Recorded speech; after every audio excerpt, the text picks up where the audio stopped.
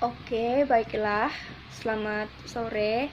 Perkenalkan, nama saya Maria Aprilia Yiska, NIM 18104167720, jurusan Ekonomi Manajemen, mata kuliah Analisis Lingkungan Bisnis. Hari dan tanggal ujian Selasa, tanggal 21 Juli 2020. Kelas Manajemen Pagi C. Dosen Adi Mursalin, SEMM. Saya akan menjawab UAS Analisis Lingkungan Bisnis.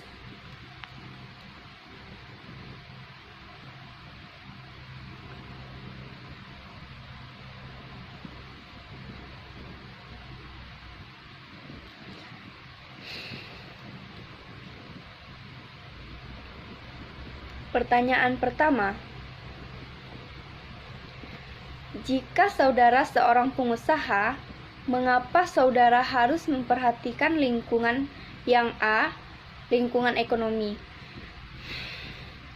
Karena lingkungan ekonomi adalah kondisi ekonomi di negara tempat organisasi internasional beroperasi.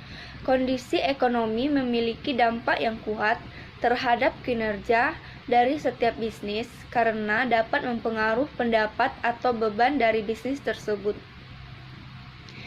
Ketika perekonomian kuat, tingkat lapangan kerja tinggi, dan kompensasi yang dibayarkan kepada karyawan juga tinggi. Oleh karena orang memiliki penghasilan yang relatif baik dalam kondisi ini, mereka membeli sejumlah besar produk.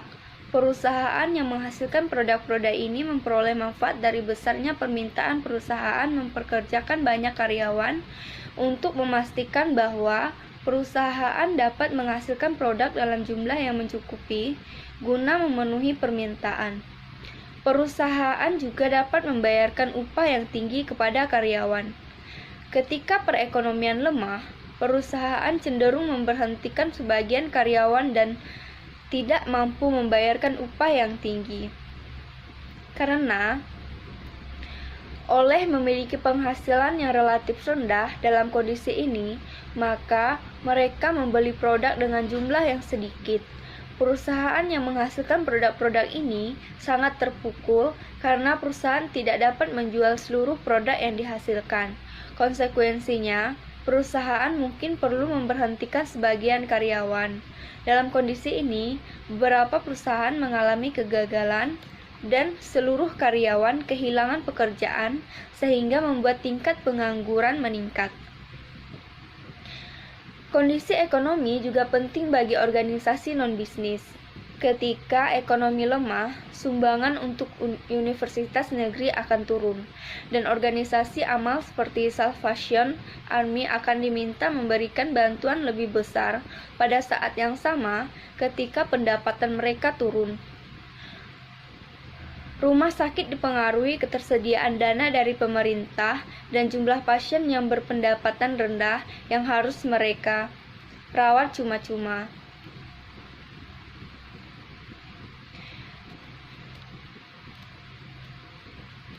Krisis ekonomi yang terjadi pada bulan Juli tahun 1997 hingga kini terus berlanjut menerpa perekonomian Indonesia. Banyak dari kalangan yang menilai krisis tersebut merupakan akar dari munculnya krisis multidimensi. Keadaan ini memiliki dampak yang cukup signifikan pada penurunan kinerja ekspor berbagai produk. Banyak usaha berskala besar yang mengalami stagnasi bahkan kolaps. Namun, di sisi lain, usaha kecil dan menengah (UMKM) justru semakin eksis dan survive di tengah krisis ekonomi yang dialami oleh bangsa ini. Hal ini terlihat dengan bertambahnya jumlah UMKM setiap tahunnya. Meski demikian, pengembangan UMKM bukanlah sesuatu yang mudah untuk dilakukan. Berbagai persoalan yang menjadi kendala untuk pengembangan UMKM di Indonesia. Kondisi ini berujung pada lemahnya daya saing produk UMKM terutama terhadap produk impor. Nah, Sebagai pengusaha, kita harus memperhatikan lingkungan ekonomi, karena kalau tidak ada lingkungan ekonomi, usaha kita tidak akan berjalan dengan lancar dan baik.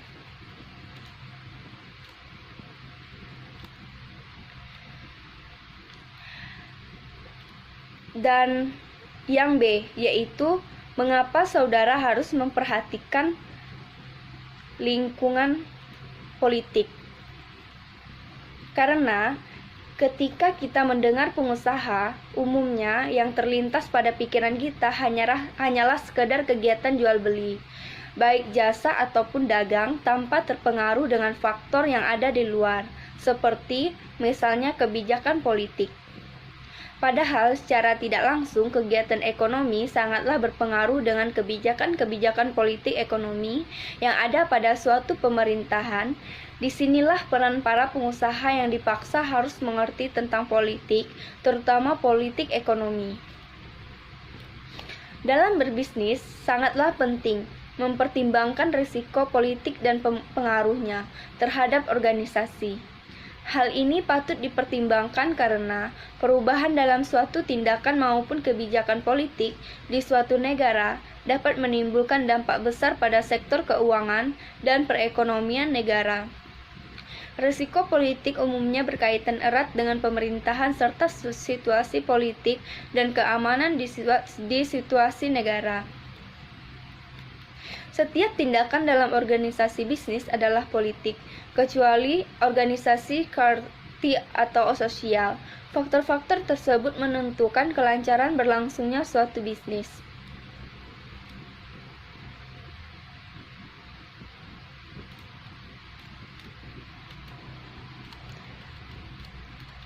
Tiap pembentukan pola bisnis juga senantiasa berkait erat dengan politik. Budaya politik merupakan serangkaian keyakinan atau sikap yang memberikan pengaruh terhadap kebijakan dan administrasi publik di suatu negara, termasuk di dalamnya pola yang berkaitan dengan kebijakan ekonomi atau perilaku bisnis. Terdapat politik yang dirancang untuk menjauhkan campur tangan pemerintah dalam bidang perekonomian atau bisnis. Sistemnya disebut sistem liberal dan politiknya demokratis. Adalah politik yang bersifat intervensionis secara penuh dengan dukungan pemerintahan yang bersih. Ada pula politik yang cenderung mengarahkan agar pemerintah terlibat atau ikut campur tangan dalam bidang ekonomi bisnis. Yang C, yaitu sosial. Mengapa saya harus memperhatikan lingkungan sosial? Karena lingkungan sosial ialah interaksi di antara masyarakat dengan lingkungan, ataupun lingkungan yang juga terdiri dari makhluk sosial atau manusia. Lingkungan sosial inilah yang kemudian membentuk suatu sistem pergaulan yang memiliki peranan besar di dalam membentuk sebuah kepribadian seseorang, dan kemudian terjadilah sebuah interaksi di antara orang atau juga masyarakat dengan lingkungannya.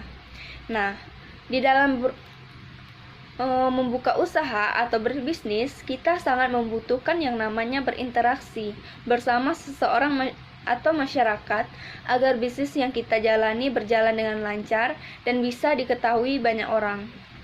Lingkungan sosial dari seseorang pertama kali dibentuk di dalam sebuah lingkungan keluarga, dan kemudian lingkungan keluarga yang menjadi media pertama yang memiliki pengaruh terhadap perilaku seseorang, dan yang paling utama yaitu anak-anak. Karena di dalam lingkungan keluarga, setiap anggota dari keluarga, terutama anak-anak, diberikan berbagai macam pendidikan supaya mampu menjadi seorang anak yang mandiri. Nah, kita diajarkan mandiri dengan membuka usaha agar kita bisa menjadi orang yang berguna dan tidak merepotkan orang-orang terdekat kita dan membuat mereka bahagia. Selain dapat mengarahkan anak menjadi mandiri, anak juga dapat mengambil suatu keputusan untuk dirinya sendiri, supaya bisa mengembangkan kemampuan dirinya seperti mental, sosial, emosional, ataupun fisik yang dipunyainya, sehingga anak tersebut bisa mengembangkan suatu kehidupan yang sehat serta produktif. Sebuah keputusan itu ialah sebuah usaha yang kita jalani dan kita dirikan. Yang D itu teknologi.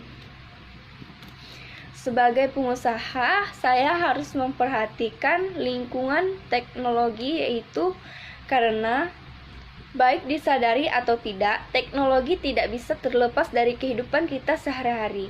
Contoh paling dekat adalah pengguna smartphone untuk memudahkan hidup kita. Hal ini merupakan bukti bahwa teknologi telah masuk dalam berbagai bidang kehidupan kita. Salah satunya adalah bisnis. Di masa kini, bisnis yang tidak memanfaatkan teknologi tidak akan bisa maju mengikuti perkembangan zaman dan terancam bangkrut. Karena banyak pelaku bisnis yang memanfaatkan teknologi informasi untuk mendukung kemajuan bisnis untuk mendapatkan keuntungan yang lebih besar. Dengan hadirnya teknologi dalam bidang bisnis, secara tidak langsung memberikan dampak positif karena memunculkan berbagai manfaat yang memudahkan bisnis. Berikut adalah beberapa manfaat yang bisa Anda dapatkan ketika menerapkan teknologi dalam bisnis. Yang pertama, munculnya peluang bisnis baru. Dengan hadirnya teknologi akan muncul berbagai peluang baru yang bisa Anda manfaatkan. Kedua, mengurangi biaya produksi dan operasional. Kemajuan teknologi dan informasi dapat membantu perusahaan untuk mengurangi biaya produksi, sehingga perusahaan akan mendapatkan keuntungan yang besar dengan mengeluarkan pengeluaran yang sedikit. Ketiga, komunikasi yang simpel dan cepat. Dengan menerapkan teknologi, khususnya internet, dalam kegiatan bisnis akan memudahkan kegiatan komunikasi, seperti penggunaan email yang membuat mudah mengirim dan menerima dokumen, chat, serta video conferencing untuk mempercepat komunikasi. Itu dia beberapa manfaat teknologi dalam dunia bisnis. Melihat berbagai manfaat tersebut, akan sangat sayang bukan jika bisnis Anda tidak memanfaat teknologi. Yang E, etika atau lingkungan. Sebagai pengusaha, saya harus memperhatikan lingkungan etika, yaitu karena etika bisnis dapat diartikan sebagai peraturan tidak tertulis sebagai landasan norma dan perilaku yang harus dipatuhi oleh seluruh lapisan dalam perusahaan. Dengan menjalankan etika bisnis yang baik, sebuah perusahaan bisa mendapatkan nilai dan kepercayaan lebih dari masyarakat, negara, dan bahkan kompetitornya. Tujuan akhir dari etika bisnis tentu melibatkan keberlangsungan perusahaan. Dalam jangka pendek, perusahaan dengan etika yang baik akan mendapatkan nilai pandangan positif sehingga lebih dengan dianggap terpercaya. Selain itu, berbisnis dengan menggunakan etika akan menciptakan hubungan yang baik antara perusahaan akan karyawan, perusahaan, dan konsumen. Hal ini memberikan kredibilitas yang baik bagi perusahaan. Jika etika diterapkan secara internal di seluruh lapisan perusahaan, karyawan dan pimpinan akan memiliki relasi yang baik. F, legal atau hukum. Sebagai pengusaha, saya harus memperhatikan lingkungan legal atau hukum karena banyak hal yang melatar belakangi seseorang untuk terjun ke dunia wirausaha. Ada yang sekadar meneruskan bisnis turunan keluarga, ada yang terpaksa memulai usaha karena tak kunjung mendapat pekerjaan, ada pula yang memang bercita-cita menjadi pengusaha dan berusaha mewujudkannya. Hal apapun yang mendorong seseorang untuk terjun ke dunia wirausaha, hendaknya setiap wirausaha menjadi individu yang melek hukum. Melek hukum yang dimaksud adalah pengetahuan mengenai kepengurusan usaha secara legal, sistemnya perhitungan pajak, bentuk-bentuk badan usaha, serta hal lainnya. Pasalnya dalam atmosfer dunia bisnis dewasa ini semakin banyak saja bahaya usaha yang bisa saja dialami. Siapa saja yang tak paham tentang hukum, hal-hal kecil seperti perjanjian pekerjaan hingga pengurus hak milik usaha menjadi faktor penentuan yang tidak bisa diabaikan begitu saja. Mempelajari pengetahuan hukum sebaiknya dilaksanakan sejak dini saat memulai suatu bisnis, sehingga seiring dengan berjalannya waktu, perkembangan bisnis dapat sejalan dengan meningkatnya pengetahuan si pengusaha akan berbagai peraturan hukum serta perizinan bisnis yang berlaku. Berikut ini adalah beberapa poin penting mengenai pengetahuan hukum, yaitu harus dipelajari dan dipahami oleh seorang pengusaha.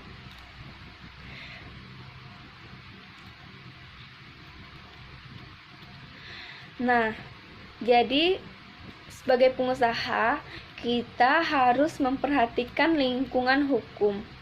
Karena berbisnis juga harus memperhatikan hukum yang berlaku. Soal nomor 2. Jelaskan apa yang dimaksud dengan strategi pasar. Strategi pasar adalah alat fundamental yang direncanakan untuk mencapai perusahaan dengan mengembangkan keuntungan bersaing berkesinambung melalui pasar yang dimasuki dan program pemasaran yang digunakan untuk melayani pasar sasaran tersebut. Soal nomor 3. Jelaskan apa yang dimaksud dengan strategi bukan pasar atau non-market strategi.